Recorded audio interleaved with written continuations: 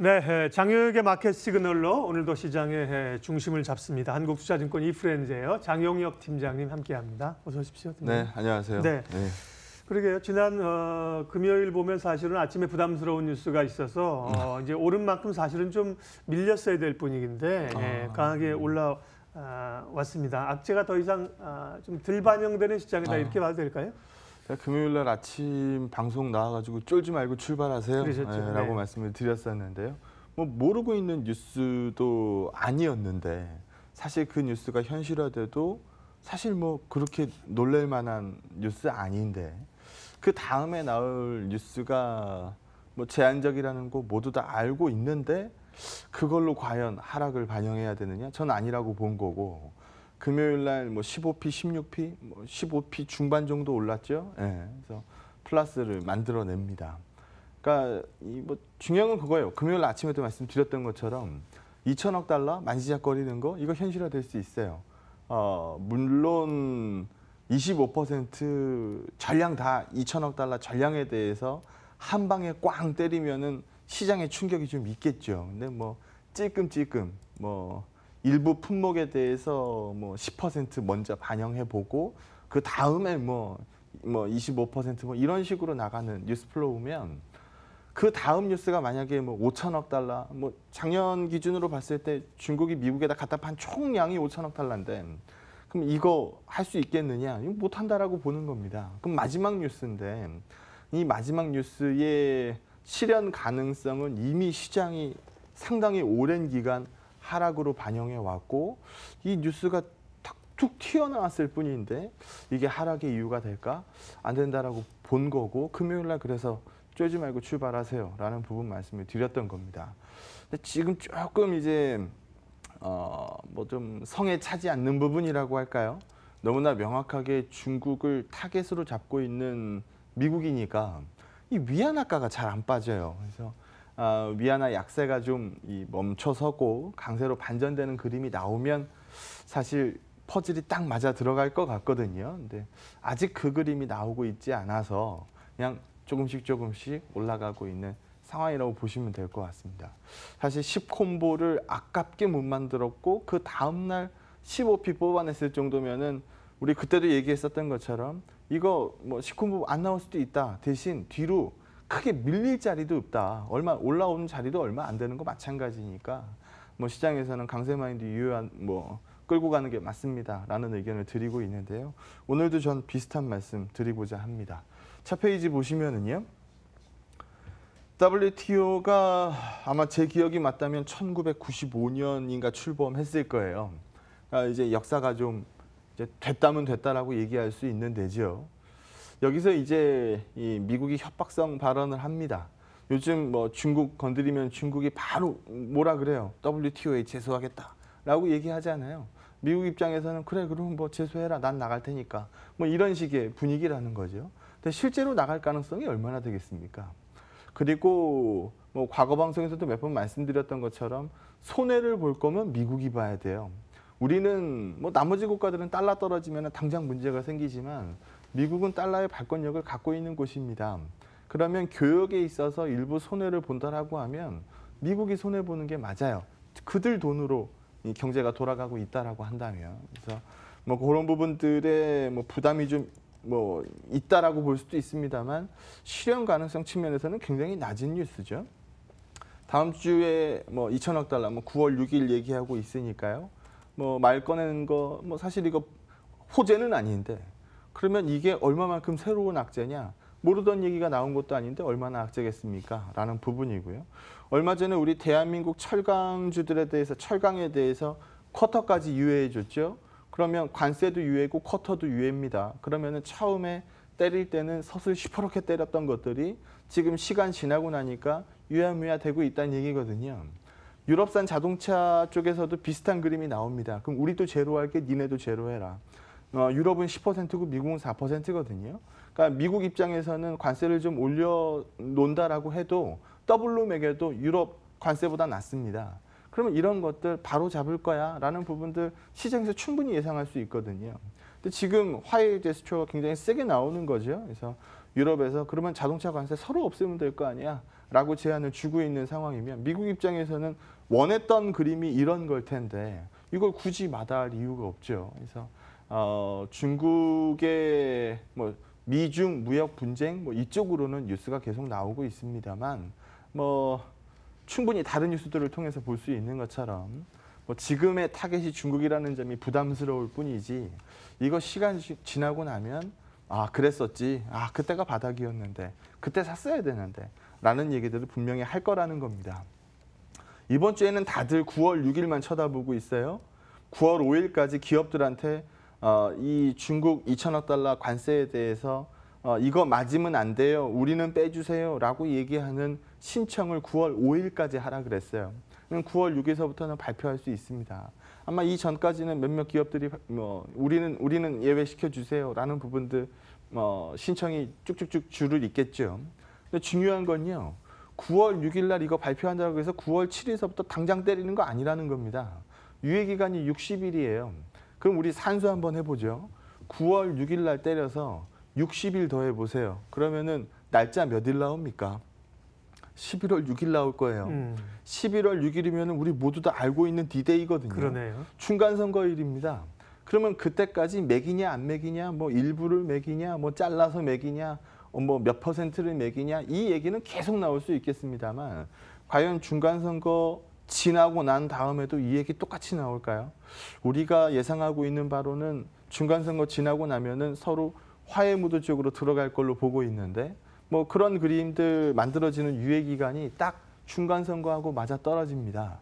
그럼 이런 부분들도 우리 생각해 볼 수 있는 대목이 아닐까 싶어요. 또 있어요. 납다 재협상에 대해서 캐나다는 일단 뭐 약간 삐걱거렸는데 이거 분명히 또 합의될 겁니다.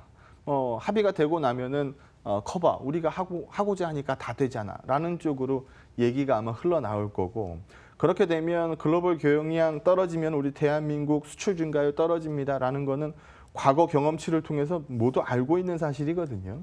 예를 들어서 이렇게 떨어지지 않고 뭐 다시 올라선다라고 하면 우리 대한민국 수출 증가율은 괜찮게 그림이 나올 겁니다.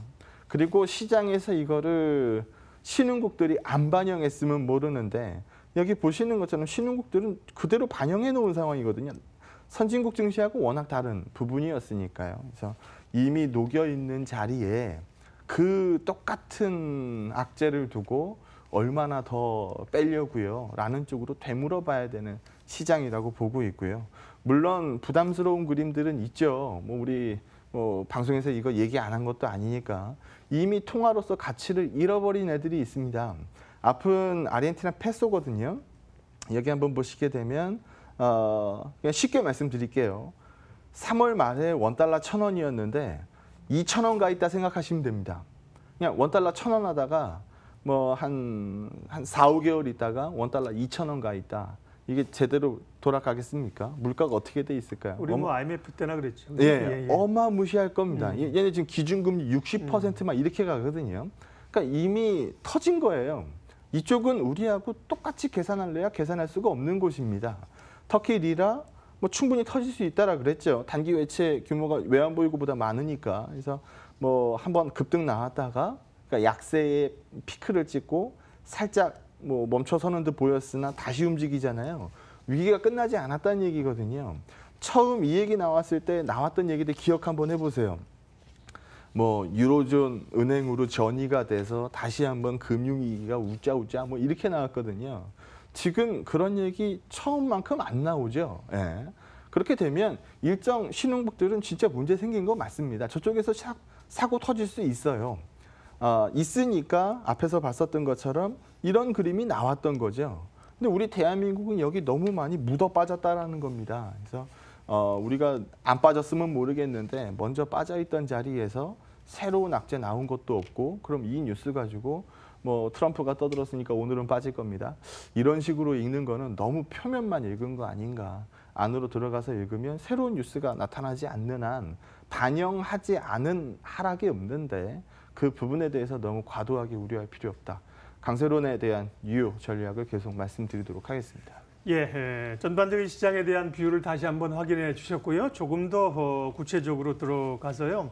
결국 이제 외국인들의 방향성이 이후로 어떻게 나올 것이냐 굉장히 중요하지 않습니까? 네. 지금 이제 연속해서 순매수를 좀 보여주고 있는 상황인데 MSCI 이제 중국 A주 추가 편입이 이루어지는 시점이고 또 삼성전자를 그동안 이제 꾸준히 샀고 외국인들과 삼성전자 흐름, 시장 흐름 다시 한번 점검하죠. MSCI 얘기서부터 네. 하고 지나가죠. 저희가 지난주 방송에서도 이 얘기 했어요. 아마 학습 효과라는 게 있을 거기 때문에 사야 되는 사람 입장에서 봤을 때는 다들 8월 말장 동시효과만 쳐다보고 있을 거다. 5월 말 동시효과 때, 이 5월 말일 동시효과 때 이 6월 달 MSCI EM 인덱스의 중국 A주 절반 편입되는 거 이거 가지고 하루 종일 거래된 삼성전자 양보다 동시효과 때 거래된 삼성전자 양이 더 많았거든요. 근데 지금 여기서 보는 것처럼 이미 대한민국 EM 인덱스 내에서 이 대한민국 포션이 14% 초반대까지 떨어져 있는 상황이니까 이미 언더퍼폼을 반영해 놓은 상황이다. 추가적으로 물건 흘러나오지 않을 거다라는 부분 우리가 지난주에 여러 번 찝어드렸었는데요. 지난 금요일 날 한번 복귀해 보시죠. 막판 동시효과 때 어땠어요? 삼성전자의 매수량이 급증을 했어요. 지난 삼성전자 종가채굴량이 408만 주 나왔고요.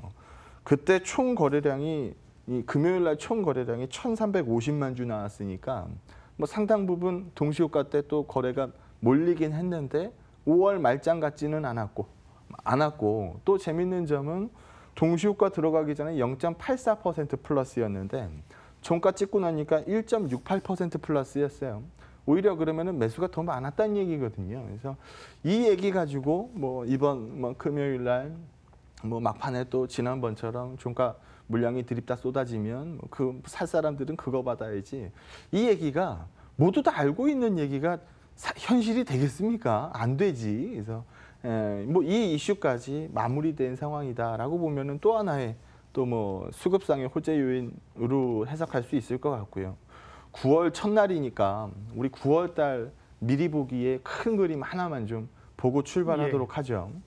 먼저 여기 보시는 것처럼 GEM 펀드 쪽으로 뭐 EM 펀드 쪽에서 가장 규모 큰 게 GEM이니까 이 글로벌 이머징 마켓 펀드잖아요.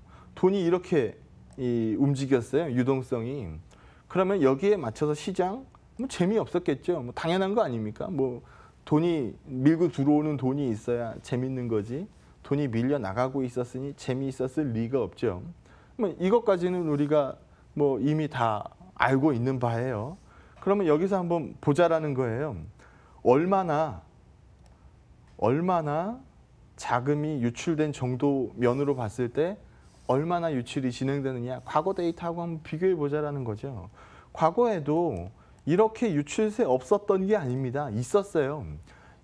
있었던 다음을 보시게 되면 모두 다 방향성은 개선이거든요.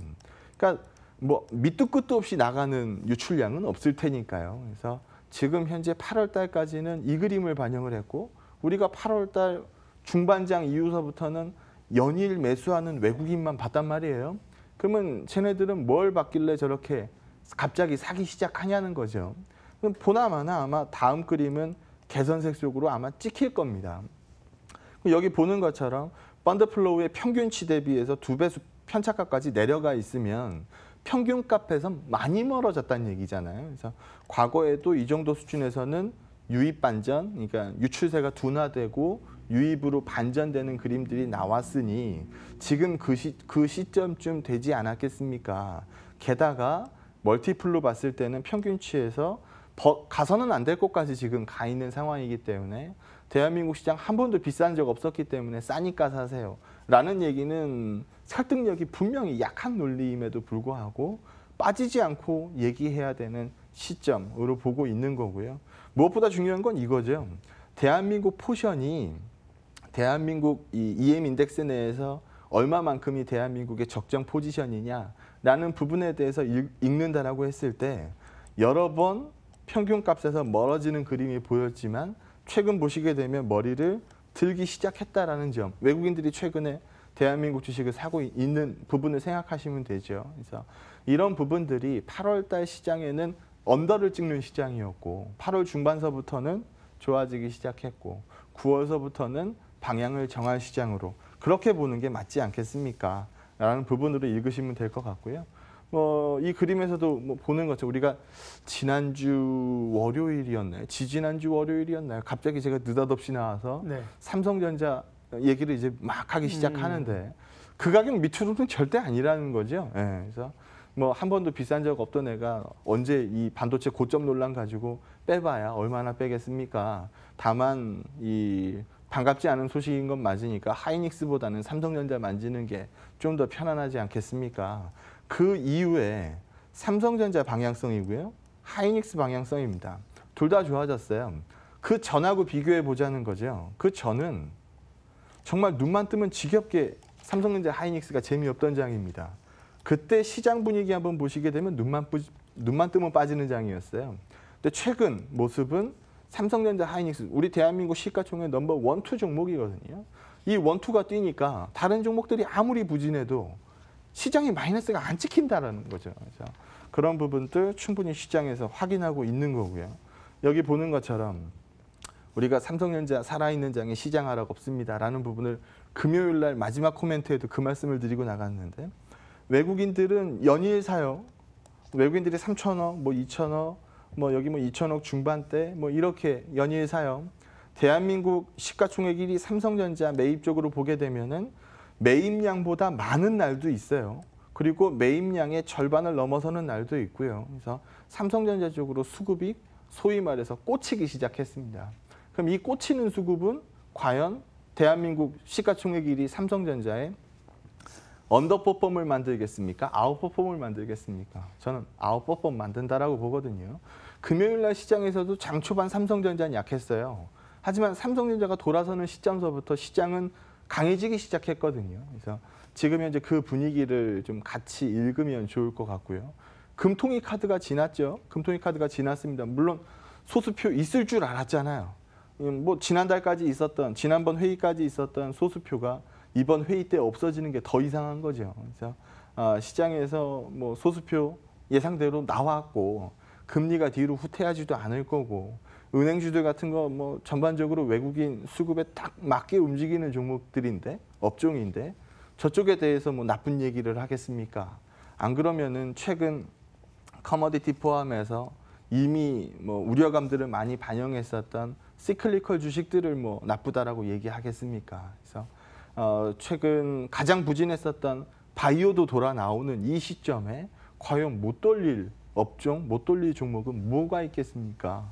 낙폭과대 이삭 줍기를 연일 말씀을 드렸고 그게 확산이 되면 시장의 반전이 되는 거니까 확산에 대한 기대를 여전히 말씀드리도록 하겠습니다. 예, 오늘은 이제 9월에 첫 장이 열리는 날이라 장세에 대한 판단들을 좀 하느라고 이제 종목 얘기, 섹터 얘기 못 했는데 예, 그러면 이제 어디로 조금 더 힘을 모아야 되느냐. 예. 낙폭과대도 좀 올라올 여지가 좀 있죠. 그다음에 경기 관련주 아니면 성장주 쪽으로 다시 좀 힘을 몰아야 돼. 이런 고민들이 좀 있는데 그런 얘기들은 이제 오늘은 못 하고요. 또 시간 내서 계속 얘기하도록 하겠습니다. 네. 전략 마무리해 주십시오. 최근 이제 종목들은 낙폭과대 중에서 저거 너무 심하게 빠졌어요. 들어 올려야 돼요라는 종목들은 소개를 많이 해드렸고요. 스몰캡들도 제 컨셉에 맞지 않지만 스몰캡들도 들고 나와서 저건 좀 심해요라는 것도 말씀 많이 드렸었는데요. 이렇게 확산이 조금씩 나오기 시작하면 시장은 빠지지 않습니다. 그래서 한 지난달 초에 봤었던 시장 분위기하고 많이 다르죠. 더 나올 악재, 새로운 뉴스 있지 않는 한 시장에서는 이미 저점 찍고 반등세를 보여주기 시작했다. 강세 마인드를 그 어느 때보다 강하게 안고 있어야 될 때다라고 말씀드리도록 하겠습니다. 예, 마켓 시그널 오늘도 한국투자증권 이프렌즈예요. 장용혁 팀장님 시각 들었습니다. 고맙습니다. 네, 고맙습니다.